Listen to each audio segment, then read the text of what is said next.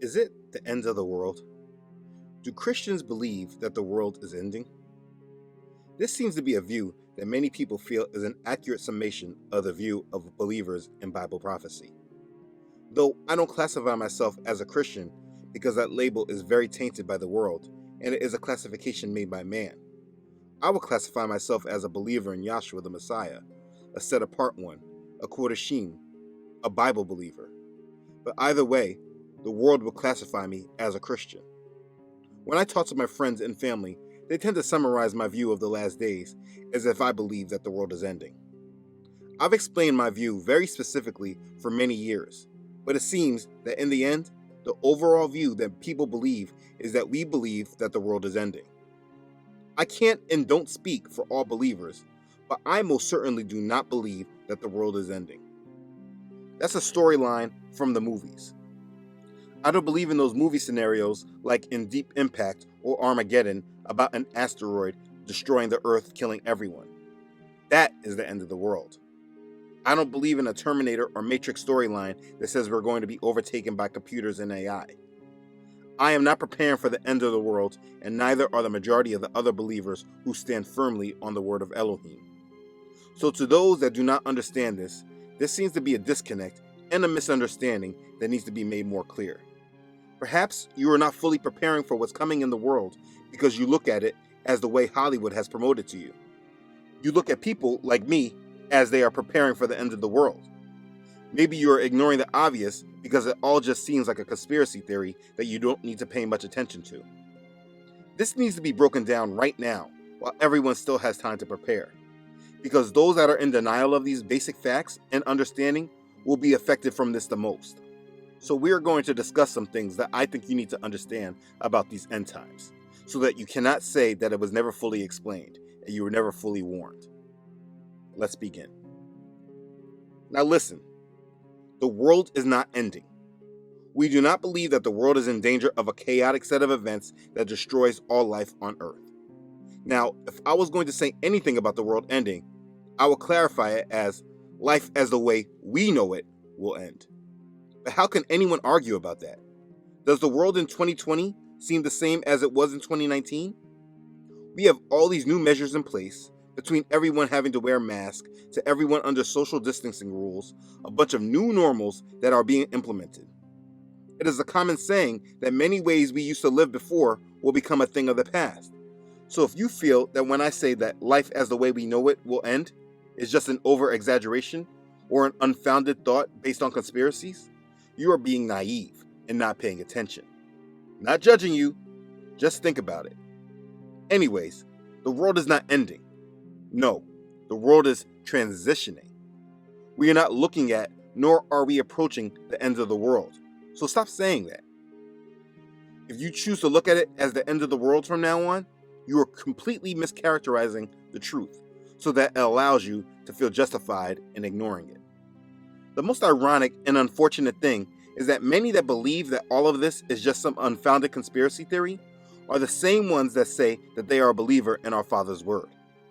I have an article on my website that discusses how can a Christian say they don't believe in conspiracy theories. If you have not read this article, please make sure that you do. The link is in the description box. But simply explained, the Word clearly teaches that Satan has been conspiring against the Most High before he was cast down to earth. These conspiracies are the reason why he was even cast down to earth. It's the reason why Yahweh flooded the earth during the times of Noah. It's the reason why Nimrod built the Tower of Babel. It's the reason why Yahshua was crucified by his own people. It's the reason why there is so much evil in the world today. Satan conspiring against the Most High is not a new idea. Satan's whole purpose is to challenge Yahweh. He believes he will become like Yahweh, that he will be like the Most High.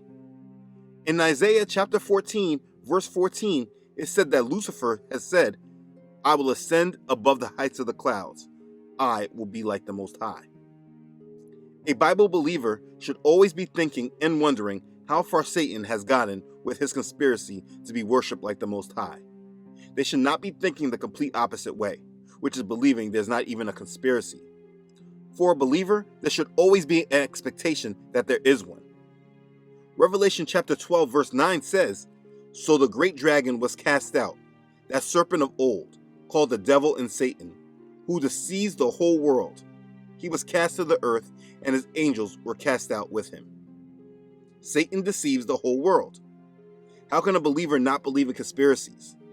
Every time I hear a Christian say that they don't believe in conspiracy theories, I have two immediate thoughts.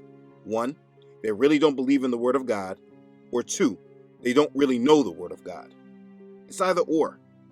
It is a fact that there are organizations that have been around for centuries, whose whole purpose is spreading the light of Lucifer.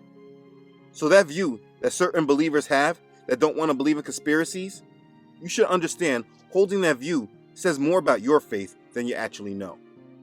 Please consider this before you continue on with that overall view. But okay, like I said, the world is not ending, it's changing. And this should be the mindset of all that are trying to live a life that is awake to the world that they live in and that understand the goals of the families who run the world. If you understand history, this thought shouldn't be that new to you. In the ancient world, there was a time that Egypt was a world empire, until a new power was established and took hold of their power. If you told an Egyptian during that reign that later they would be hailing a Greek named Alexander the Great as a liberator and would place him on the throne of the pharaohs, giving him the crown of Upper and Lower Egypt, and name him the incarnation of Ra and Osiris, I'm sure they would feel that that was crazy until it actually happened.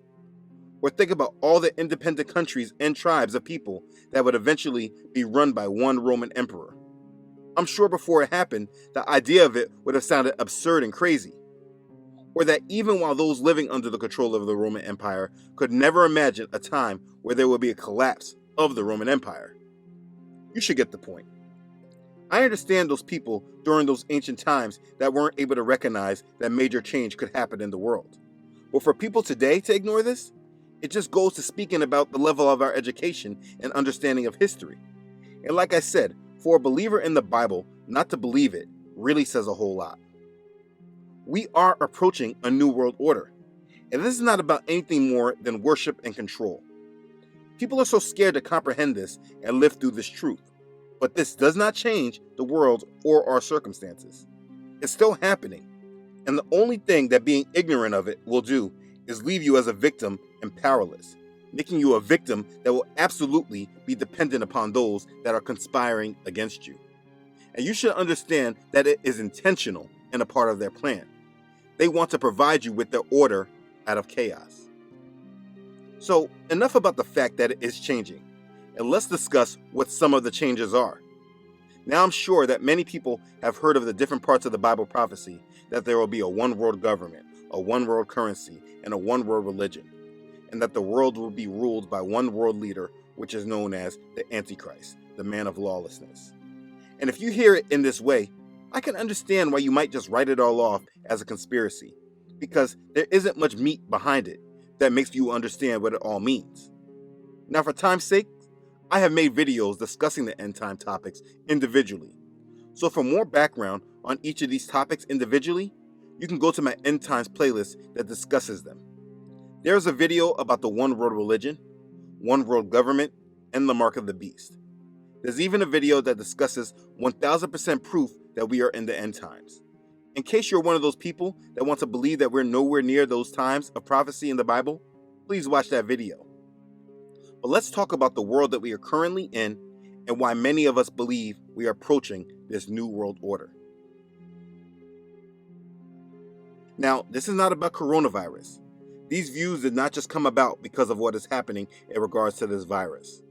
In fact, many of us have been expecting something like this to occur before this virus ever came on the scene.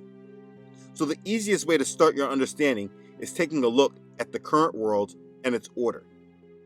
We live in a world that is split up into many countries. The United Nations recognizes that there are 195 countries in the world.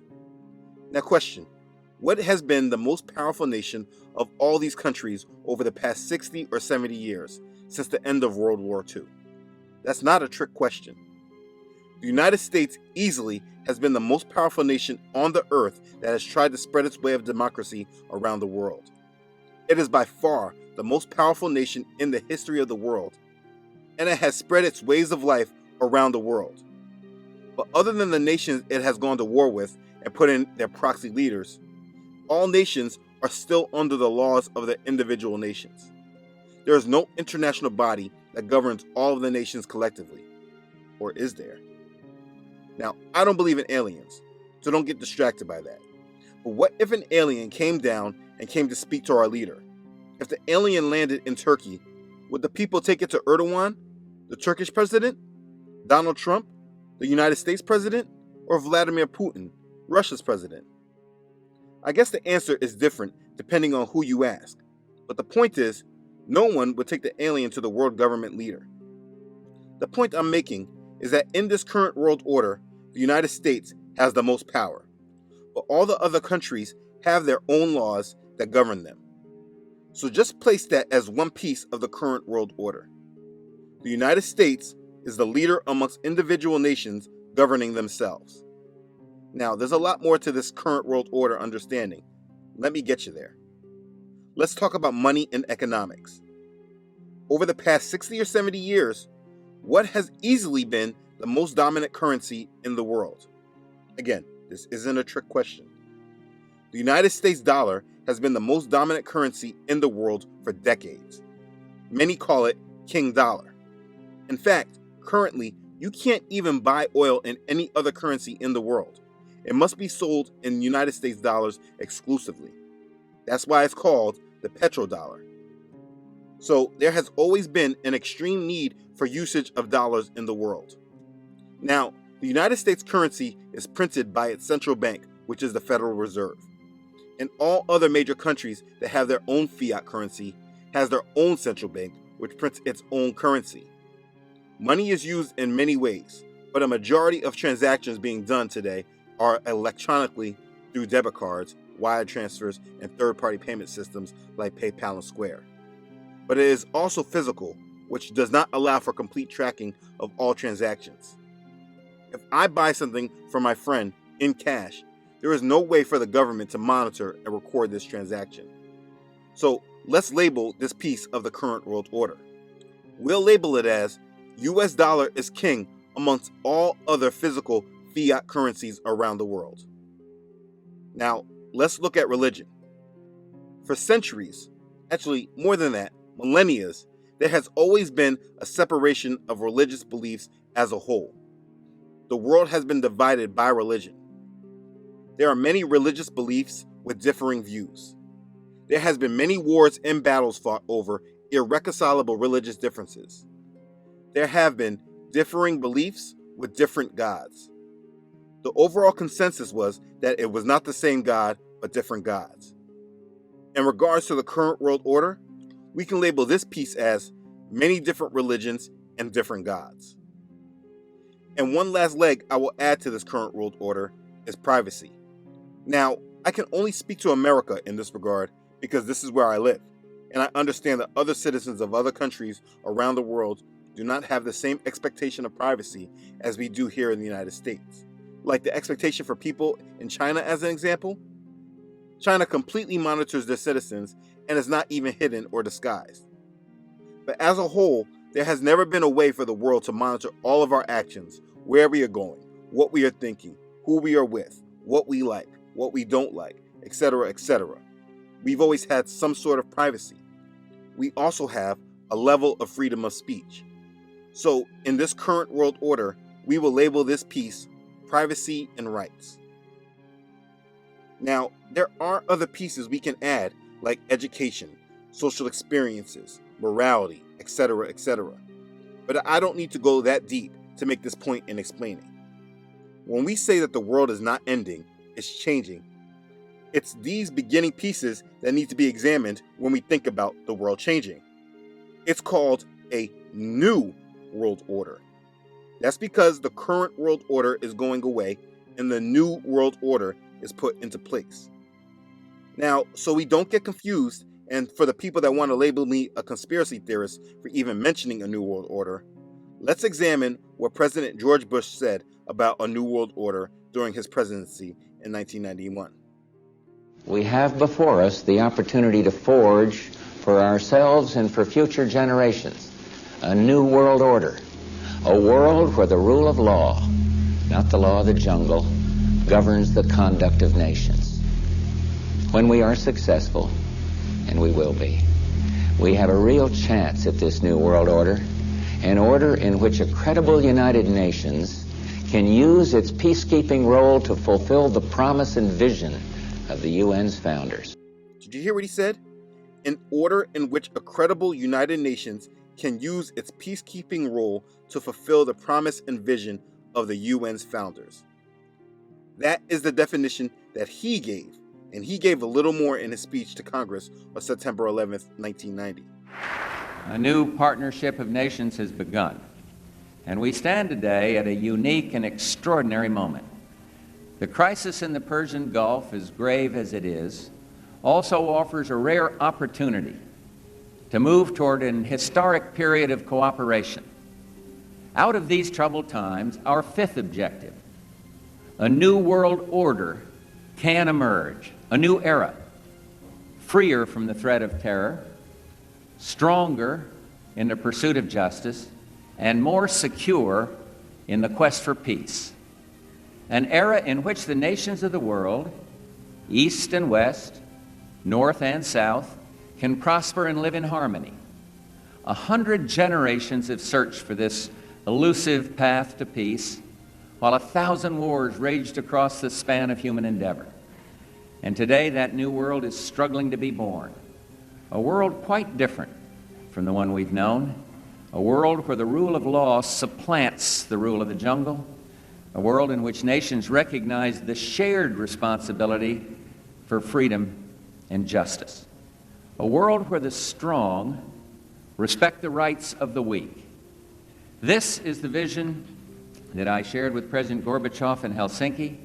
He and other leaders from Europe, the Gulf, and around the world understand that how we manage this crisis today could shape the future for generations to come. He said there will be a time in the world when East and West, North and South, can prosper and live in harmony. A world quite different than the world we've known. So anyone wanting to just yell out conspiracy theory, it is clear you are not analyzing all facts. They have been trying to build this new world order for a long time. And as you can see, based on all the pieces I have labeled, we are not there yet.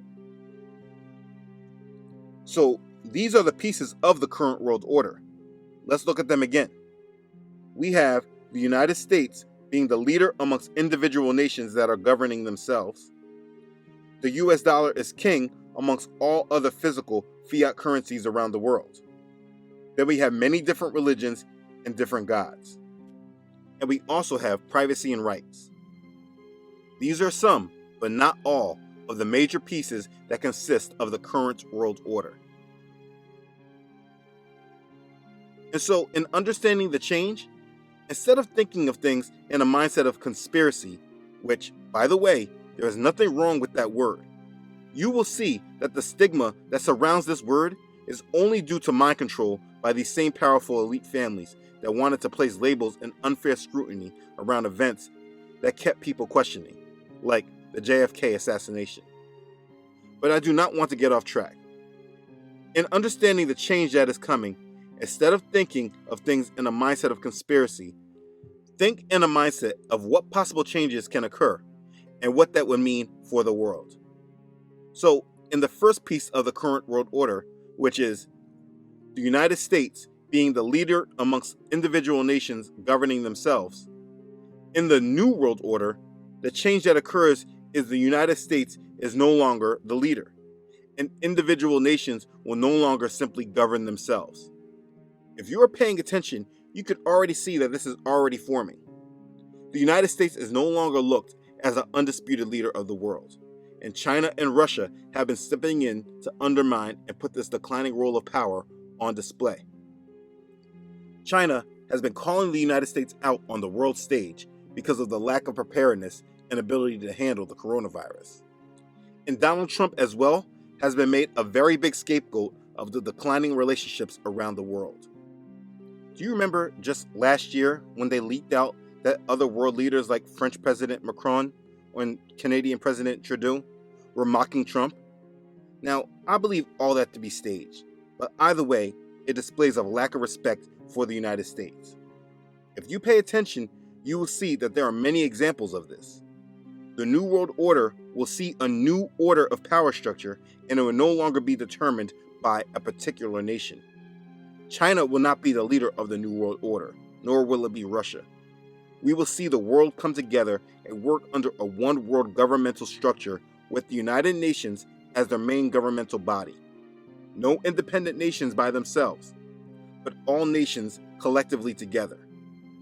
If you know anything about the United Nations Sustainable Development Goals, the goals that all the nations of the world have signed to and agreed to be a part of, you can very clearly see how this framework has already been built. And after you understand that, just remember President Bush, because he explained that the New World Order will be built around the United Nations' intended purpose. An order in which a credible United Nations can use its peacekeeping role to fulfill the promise and vision of the UN's founders. I have made a specific video in regards to this one world government. If you do not understand it, watch this video. But this is the first part of change in regards to the transition from the current world order to the new world order. This label is No Leading Nation, One World Government Administered through the United Nations. The next piece, which in the current world order is US dollar is king amongst all other physical fiat currencies around the world. This is a major piece to the overall puzzle. This change is one of the things that will spiral the world into chaos. There will be a transition in the world's financial system. Now, before I go into all the problems with the fiat currencies like the dollar and the euro, let's just talk about how money works and moves around the world. Have you ever tried to buy something from China or just send money around the world? It is not an easy thing to do and not very cost effective. You pay high fees, you need to wait longer than you would like to as the money goes through a few banks, and then you have to deal with currency conversion costs. The world has been working to become more interconnected, especially through finance and economics. The world wants one world currency that is able to be used all across the world. Now, on top of that, the United States and the other central banks have been very reckless with our current financial condition. Central banks around the world have been printing exorbitant amounts of money since the Great Recession 10 years ago, and they have not stopped. The United States has been the most guilty party. And now with the coronavirus, they are literally trying to print and borrow our way out of the problem. There doesn't seem to be an end in sight in regards to this money printing and debt accumulation. This will not and cannot last forever, and it will lead to an economic collapse, the likes of which the world has never seen. When this happens, we will see a transition to the New World Order piece. Instead of the US dollar being king amongst all other physical fiat currencies around the world, the value of the United States dollar will severely be reduced and people around the world will no longer want them. The world will reject all other physical fiat currencies, and we will see the transition to the New World Order. In this New World Order, there will be a one world digital currency, no more United States dollar or any other world fiat currency. Now you can say this is far-fetched and not possible only if you are not paying attention. Ask yourself, does the government seem to be protecting our money, or are they spending it like they have no sense? How long will people demand money not backed by gold or anything else for that matter, that they are literally showing that it is growing on trees? And in regards to global commerce, how will the world fix the ease of sending money around the world? You may say we have a lot of time before that change happens, only if you do not recognize that they have already built the new system. Through the digital currency revolution and blockchain technology, they finally have the foundation for their one world currency, which could be Bitcoins or another coin like it. China has already made and is trying to roll out their own digital currency, and the United States has very quietly already made their own. This is not some far-fetched conspiracy. This is real. I have spoken about this in a few videos. Please watch them to gain a little bit more understanding. But this piece of the transition from the current world order to the new world order will be labeled One World Digital Currency.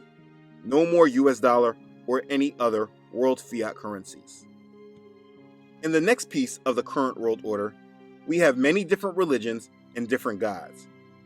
For one to really understand this, we should look at what Pope Francis has been doing since he became Pope. Never before have we seen such a push to bring together all religions of the world and declare that everyone is worshiping the same God. We consistently see Jews, Christians, and Muslims praying with each other. They call them interfaith services, interfaith prayers. This is a huge topic, and it should be understood. I cover it in my One World Religion video. Please watch it if you do not understand. But the transition from this current world order to the new world order in regards to religion is the formation of a one world religion. This will be a declaration in the name of peace that acknowledges that all faiths around the world believe in the same God, just by different names. It doesn't matter what you call them, but it's the same God for all of us. That's what they're going to try to say. This is a very dangerous view, and it is not true for only one faith, which are the believers of the Holy Bible who truly believe in Yahshua the Messiah, who was sent to pay the penalty for our sins. So we must be vigilant not to be a part of this lie and stay out of it. But we must clearly understand that the transition from this current world order to the new world order will be a one world religion. So that's what we're going to label it. And the last piece to this transition is moving from a world that says we have privacy and rights to a completely different world that may say it, but we also understand we have given up certain rights and privacy in the name of peace and safety. We have been slowly transitioning to this very methodically. I mean, in the 80s and 90s, if you would have told many of us that we would be willingly walking around with devices that track our locations, that listen to what we say, that monitor our thoughts and who we know, that we would wear a watch that monitors our heart rate and our health, I'm sure a majority of us would have said, that would never happen. But look at the world today. We have all given up a lot of our privacy and individual freedoms for access to their technology and their system. 10 years ago, we were informed by Edward Snowden about the surveillance that is done to us all, in regards to all areas of our lives, that there is a major intrusion of our privacy, that the government is listening to all our phone calls, and the majority of us didn't even blink or get bothered by the revelation. This is The turned off, it's NSA inert. Right. The NSA, the Russian intelligence service, the Chinese intelligence service, any intelligence service in the world that has significant funding and a real technological research team can own that phone the minute it connects to their network. As soon as you turn it on, it can be theirs. They can turn it into a microphone, they can take pictures from it, they can take the data off of it. Cell phone users, beware. The Federal Bureau of Investigation can now hear everything you're saying, even when your cell phone is turned off. Authorities can now activate the microphones inside your phone, allowing them to eavesdrop on you and your conversations. Experts say the only way around this is to take the battery out of the device. There will be nothing in the New World Order that will not be tracked and monitored. Even going back to the second part of the transition with the one world currency. Because it is all digital, through blockchain, every transaction is recorded and monitored. In that system, I couldn't give my son the equivalent of $10 without it being tracked and logged.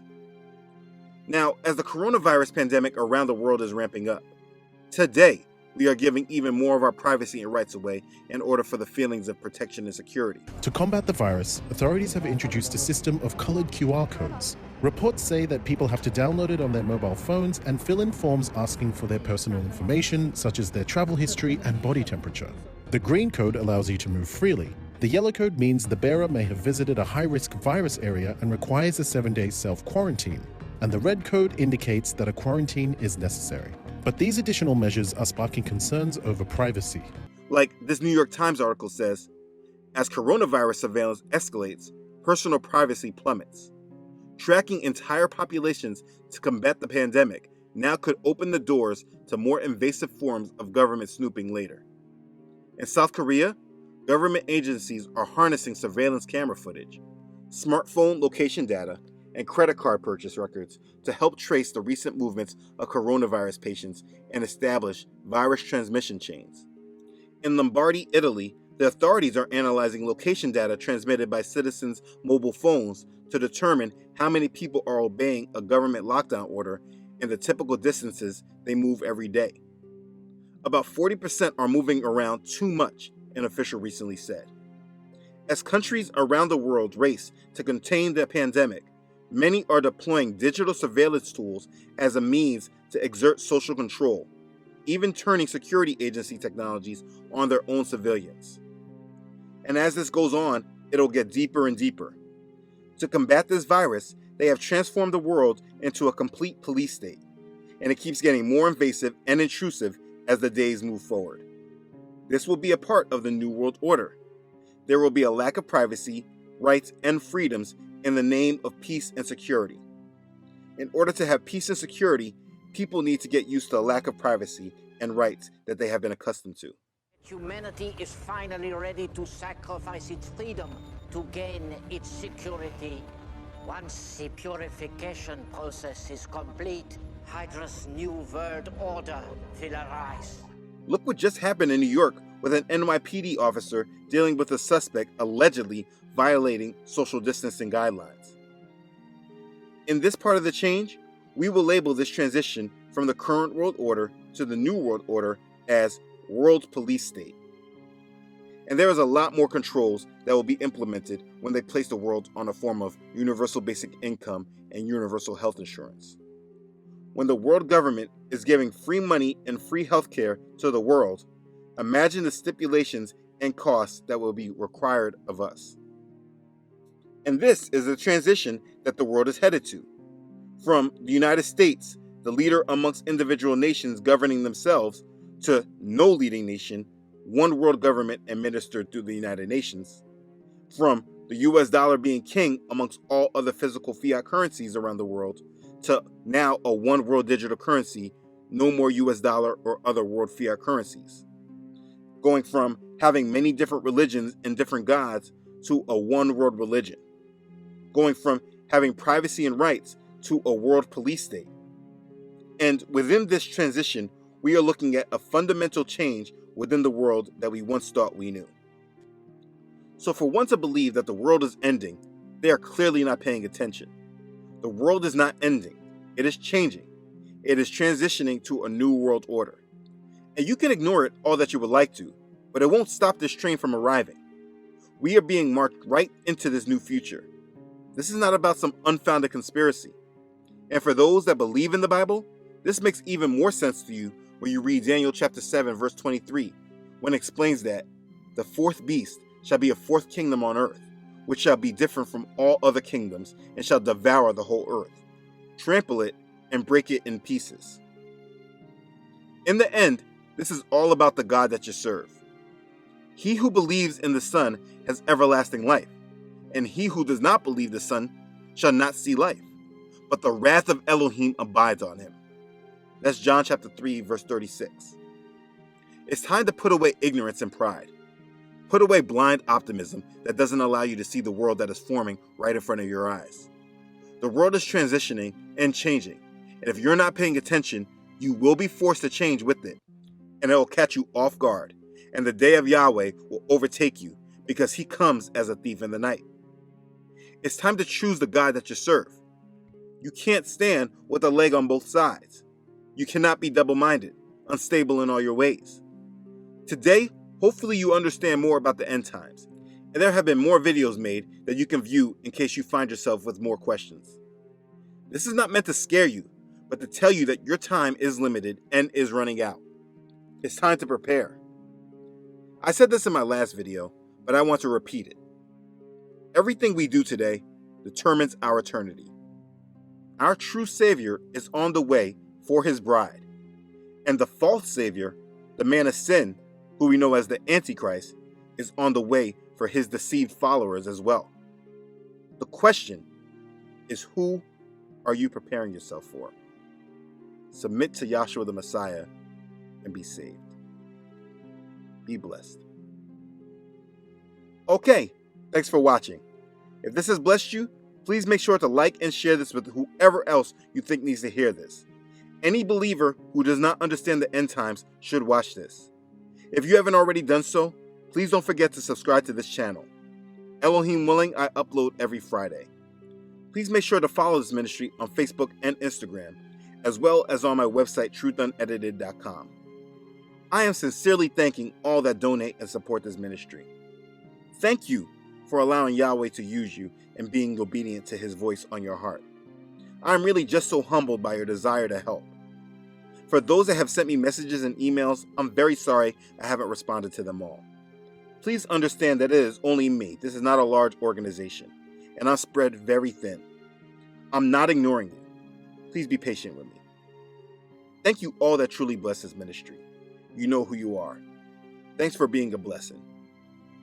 Okay, thanks again everyone for watching. I love you all.